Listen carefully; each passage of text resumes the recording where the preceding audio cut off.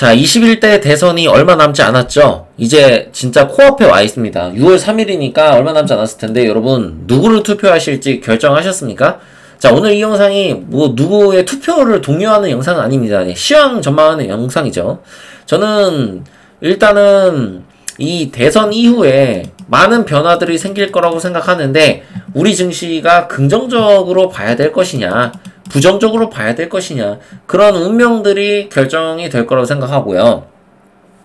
그리고 앞으로 우리 증시의 어떤 대공황이나 경제위기, 이런 것들을 여러분들이 주의를 해야 될 것이냐, 그런 부분들에 대해서 제가 그 기준들을 어느 정도 여러분들한테 제시하고, 여러분들이 뉴스도 보시면서 제 시황 보면서 어떠한 것들을 좀 올바르게 판단하셨으면 좋겠다라고 생각을 합니다.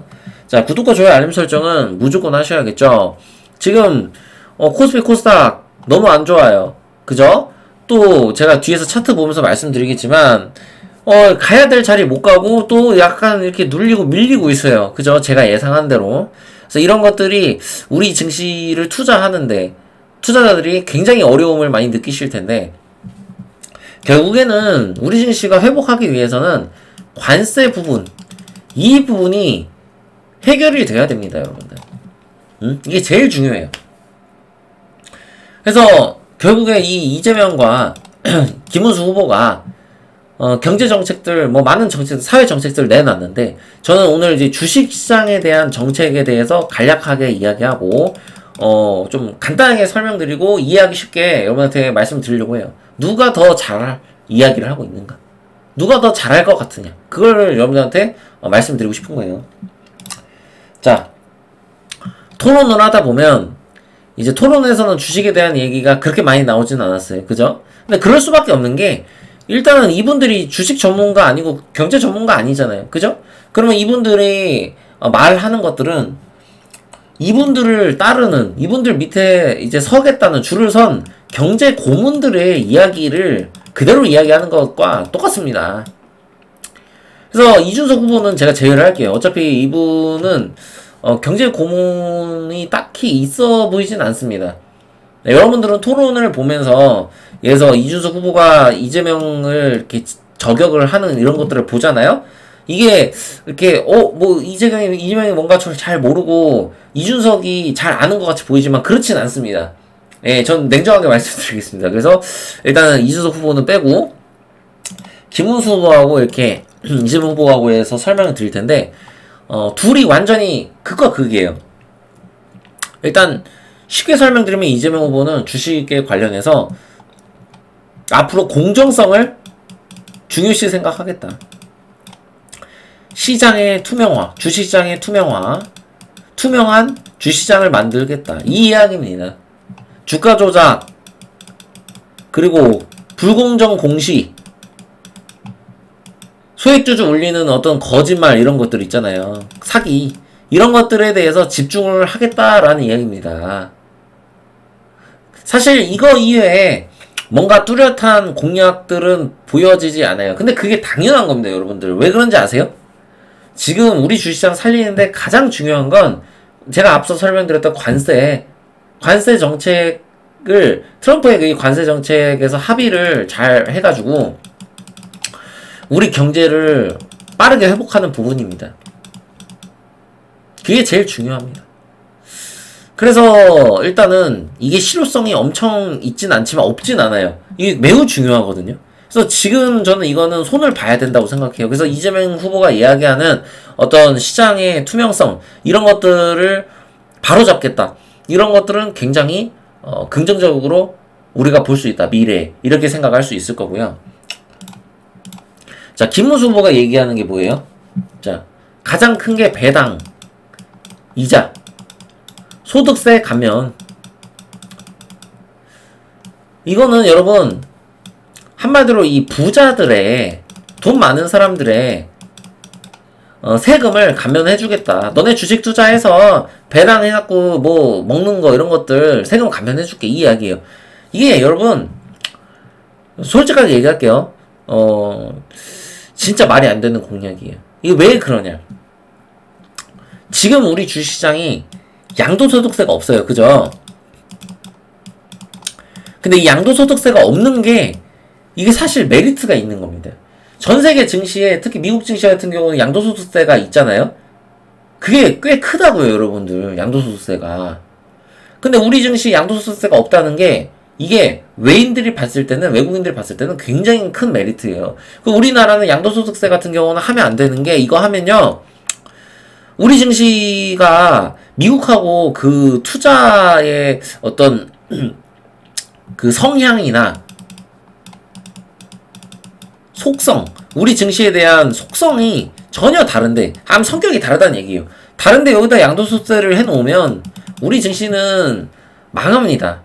그래서 이 양도소득세 같은 경우는 절대로 일단 지금 기준에서는 시행을 하면 안 되고요. 자, 이자 배당 소득세 이거 같은 경우는 배당에서 받는 그런 거에 뭐 예를 들어서 2천만 원이 넘어간다. 응? 그러면 이제 소득신고를 해서 종합소득세 해가지고 뭐 세금을 이제 물리는 겁니다. 근데 이거 없애버리면 우리 증시의 어떤 세수가 줄어들게 돼요. 우리 증시를 통해서 거두는 정부의 세수가. 근데 가뜩이나 우리나라가 지금 세수가 부족한 상황에서 이거를 하는 거는 말이 안 되는 얘기예요. 이거 한다고 부자들이 주식 투자 갑자기 막 하는 거 아니고 부자들이 주식 투자 한다고 오르는 거 아니에요. 그래서 메커니즘 자체를 이해하지 못하고 있다. 그래서 이 김문수 후보의 경제 고문은 솔직히 비판을 받아 마땅하다. 지금 상황에서 이거 할 때인가에 대해서 저는 약간 의문이 많이 듭니다. 그래서 김문수 후보를 뽑았을 경우에 이재명 후보보다 못할 가능성이 높습니다. 경제정책 잘못된 노선으로 갈 가능성이 높다라고 저는 말씀을 드릴게요. 왜냐면 오늘 경제정책 막 이런 거 뭐 제가 아는 거 끄집어가지고 얘기하면 시간 너무 오래 걸리니까 요거로만 제가 말씀을 드리는 거예요. 그래서 실효성이 전혀 없는 이런 정책들은 우리나라를 더 곪게 만든다. 곪아서 터지게 만드는 거죠. 정말로 우리나라 증시에 외국인들이 빠져나가면서 정말 뭐 금융위기나 이런 것들을 불러일으킬 수 있기 때문에 어쨌든 좋지 않아요. 그렇다고 김문수 후보가 된다고 무조건 뭐 금융위기가 오고 대공황이 온다 이렇게 얘기하는 건 아닙니다. 그러나 우리의 미래가 불투명해지는 것은 당연하다. 왜? 지금 주식정책들로만 봤을 때 다른 고문들, 경제뿐만 아니라 사회 전반의 고문들이 지금 줄을 서 있을 거 아니에요. 제가 봤을 때는 별로일 것 같습니다. 그래서 어쨌든 이재명 후보가 되는 게 우리 증시, 우리 경제에도 좀 더 저는 미래지향적이다라고 생각을 합니다. 저는 솔직히 이재명 후보를 그렇게 썩 좋아하진 않아요. 제 개인적으로. 근데 어쩔 수 없습니다. 제가 냉정하게 말씀을 드린 겁니다. 자, 트럼프 아이폰 25% 관세 내달 말부터 삼성 등 다른 기업도 해당한다. 뭐 이런 얘기합니다. 여러분 결국 이게 악재예요. 악재 터진 겁니다. 자, 월요일 시장에 삼성전자 어떻겠습니까? 좋겠습니까? 안 좋겠습니까? 당연히 안 좋겠죠. 우리 증시 월요일도 썩 좋지 않을 가능성이 매우 높습니다. 여러분 삼성의 실질적으로 25% 관세가 부과될 경우에 매우 치명적입니다. 이거는 삼성전자 실적이 제가 봤을 때는 좀 낮아질 가능성이 높아지지 않겠느냐. 그래서 결국에는 어쨌든 트럼프의 관세 정책이 어떻게 되는지 모르는 이런 불확실한 상황에서 적극적인 투자를 하기보다는 여러분들이 진짜 고수가 아니라면 관망하고 지켜보다가 추세가 바뀔 것 같을 때 투자를 진행을 하셔야 돼요. 여러분들 아시겠죠? 그리고 지금 기준에서 제가 말씀드리는 거는 미국 증시보다는 오히려 한국 증시가 미래가 있을 가능성이 높다라고 저는 생각합니다. 좀 많이 바뀌었죠. 저는 미국 증시든 한국 증시든 일단은 관망하고 한국이 매우 어려운 상황에 직면을 하고 더 어려운 상황이기 때문에 조심해야 된다라고 그렇게 전망을 한 지가 꽤 오래됐습니다. 그죠? 근데 지금은 한국이 더 낫다라고 제가 얘기를 하고 있어요. 그러한 이유들은 제가 환율이나 그 다음에 코스피 삼성전자 차트 보면서 설명드릴 겁니다. 여러분들 자, 환율을 볼게요. 자, 코리안 버핏이 생각한 대로 환율은 약세를 계속 보이고 있다. 그런데 환율이 계속 떨어질 것이냐, 이것은 아니라는 거예요. 자, 왜? 한국은 결국 금리 인하를 단행할 거기 때문에 이번 29일에 결국에는 금리 인하를 단행할 겁니다. 이창용 총재가. 그래서 만약에 금리 인하를 단행할 경우 당연히 한미 간의 금리 격차는 더 벌어질 거예요. 근데 당분간 미국은 금리 인하 할 수 있는 상황이다? 아니다? 아니다. 지금 이 상황에서 미국이 금리 인하 한다고요? 그러면 미국의 달러가 얼마나 더 약세가 되겠습니까? 그리고 물가는 더 오를 겁니다. 그래서 파월 연준 의장은 당분간 금리 인하를 단행하지 않을 가능성이 더 높습니다. 그래서 여러분들은 6월, 7월에 있을 미국의 지표를 잘 확인을 해야 된다. 그래서 물가가 얼마나 오르는지, 또 미국은 경기 침체가 좀 본격적으로 진행되는 것인지, 이러한 방향성들을 어느 정도 보고 투자를 할 필요가 있다라고 여러분한테 설명을 드리는 겁니다. 한국 같은 경우는 지금 기준에서는 한국 금리가 갑자기 한국 금리를 인하했다고 해서 이게 이 고점을 뚫고 이런 상황들이 발생할 가능성은 매우 낮은 상황입니다. 다만 변수가 있다면 말도 안 되는 관세 협상을 하는 거죠. 말도 안 되는 관세 협상을 해서 말도 안 되는 불합리한 것들을 우리가 끌어안았어요. 그럴 경우에는 조기에 그냥 미리 그냥 트럼프가 하자는 대로 그냥 해버리는 거지. 그럼 우리나라는 사실 미래가 없습니다. 이런 협상 같은 경우 한번 해버리면, 결정을 하면 돌이킬 수가 없거든요. 그래서 그러한 변수가 조금 있긴 하지만 여러가지 측면에 있어서 저는 갑자기 이게 튈 가능성이 낮기 때문에 당분간 우리 증시가 갑자기 공황으로 가는 그런 상황은 일어나지 않고 우리 경제가 갑자기 공황으로 가지는 않을 것이다 라고 저는 생각합니다. 지금 기준에서는. 이게 결국 고금리를 유지할 수밖에 없어요. 고금리가 아니라 고환율이 될 수밖에 없습니다. 앞으로. 그래서 물가는 상승하고 경기는 침체되는 이런 현상들이 지속적으로 앞으로 일어날 거기 때문에 당연히 올해 제가 봐서 한국이 마이너스 성장을 기록할 가능성이 엄청 높고요. 정말 서민들의 고통이 더욱더 극대화되는 이런 상황이 2025년에 벌어질 거라고 생각을 해요. 그래서 저는 이런 부분이 안타깝지만 이미 예상을 했던 그런 부분이기 때문에 여러분들도 어떤 경각심이나 이런 것들은 내려놓으시지는 않으셔야 됩니다. 지금 당장 뭐가 다 잘 될 거야 이렇게 생각을 하시면 안 된다는 이야기예요. 좀 더 추이를 지켜봐야 됩니다. 차트 한번 보겠습니다. 삼성전자 내일 어떻게 되겠습니까? 당연히 내일 이렇게 갭 내려서 시작을 할 가능성이 높고요. 내일 음봉으로 끝날 가능성이 존재합니다. 그래서 여러분들 조심도 조심하자. 삼성전자 25% 관세 부과하면 지금 이 가격보다 이 가격 유지할 가능성이 낮아요. 여러분들 실제로 미래를 가봐야, 다음 달에 가봐야 아는 겁니다. 감세가 어떻게 될지는. 그거를 미리 예단하면 안 돼요. 그치만 우리가 예단할 수 있는 거 차트를 보고 만약 이 전 저점을 이탈하는 상황이 일어난다면 실질적으로 삼성에 25%의 관세가 부과될 가능성이 점점 높아지겠죠. 삼성전자가 미래가 불확실하게 되면 우리 증시는 당연히 약세를 보일 가능성이 높겠죠. 자, 코스피 보겠습니다.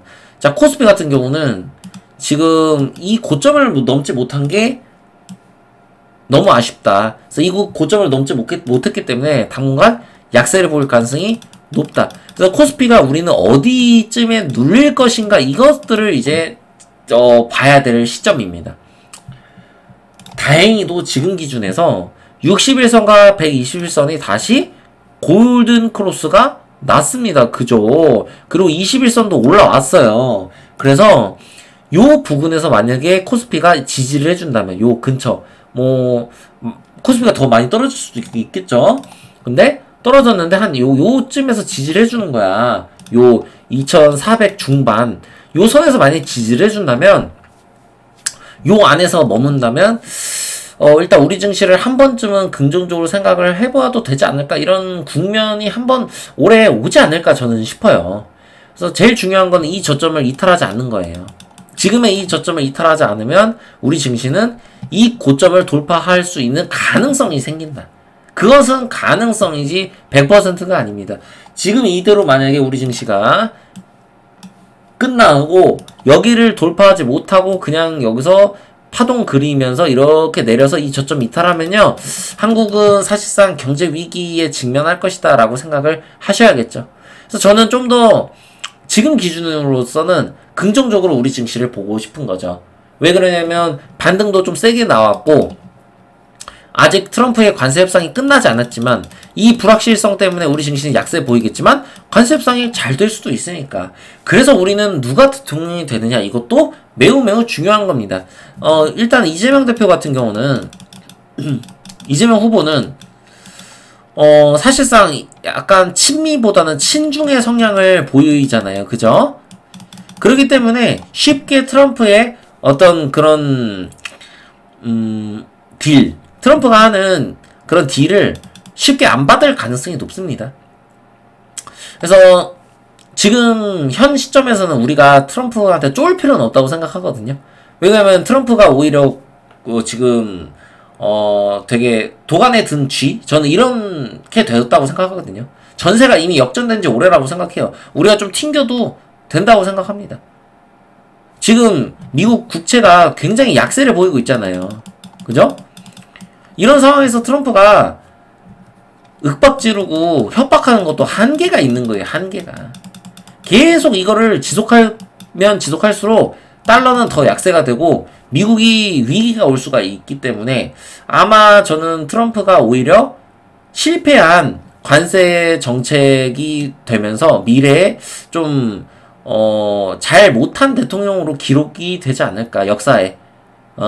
그렇게 좀 저는 생각을 합니다. 그래서 트럼프의 지지율도 점점 떨어질 거라고 생각해요.